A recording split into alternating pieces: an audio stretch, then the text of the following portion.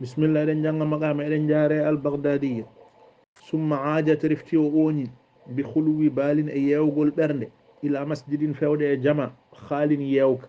fa amaɗat o hunci aljilbaba dolokke o wa nadat o woɗɗitini an niqaba mejorgal ngal wa ana almahu ha tawi mbiɗi leƴƴomo min khasasi e ceeki albaabi damal ngal wa arɓuɓu mbiɗi tombo ma so tubdi ko jogori feññinde min al ujabi e kawisaji falamman sarat ndende huncima uhbatu keblorgal alkhafari gacce رأيت جيمي محيا يسوع أبي زيد قد سفر جلبي فهممت كمرمي بأن أهجم عليه نبت مومي لأنفه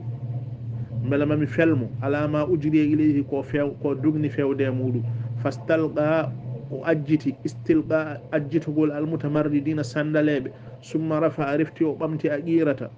داند المغردين أولوتوب واندفع ودني ينشد أميما يا ليت الشعير وي هانين جمري أم أدهري متى أدنام أهذا فيلتي ما إلمان غندال بقدري فد أم وهل درا متى أندين كونها حقيقة غوري لجيني أم في الخدي هم تقول أم ليس يدري ما ولا عنده كم قد قمرت هيوي كو هيوي كم قد قمرت هيوي كو عنده فوق قمرت كو نبولار مولم كذي عنده ولادي بيتهم عنده ودي قمارو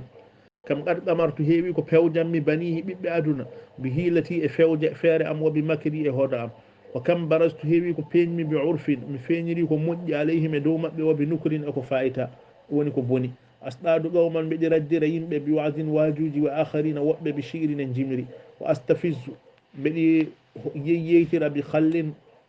بناغار أقل نودو حق الله وأقل حق الله قدو بخمرين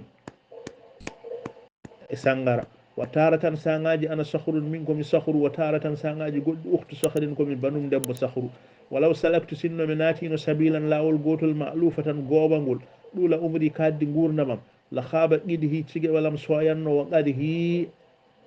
إلا ألم ودام أسري باسلام دومتون وخسري إبردام فقل لمن لا مبي أون بلوني هذا أزري لمدوكو غانتام فدونك أزري جبنام غانتو دانغو غانتام قال الحارس بن همام حارس بن همام فلما ظهرت لأنني فيني على جبلتي إكو فيني أمره إفياكو مكو وبديعتي إكو هاوني إمره إتشمت مكو وما زخرف إكو أسودي في شعره إنجمر مكو من عذره إنغانتو مكو علمت غاندمي أن شيطانه شيطان مكو المريد چندالو لا يسمع ننتا التفنيد فلاد ولا يفعل وتا إلا ما يريد سناكم وي فسرأيت أوني إلى أصحابي فودي وندي بم إناني تلتلم وأبسستهم شاكتا مبه ما أثبته كستبتني دم إياني غوسام فوجموا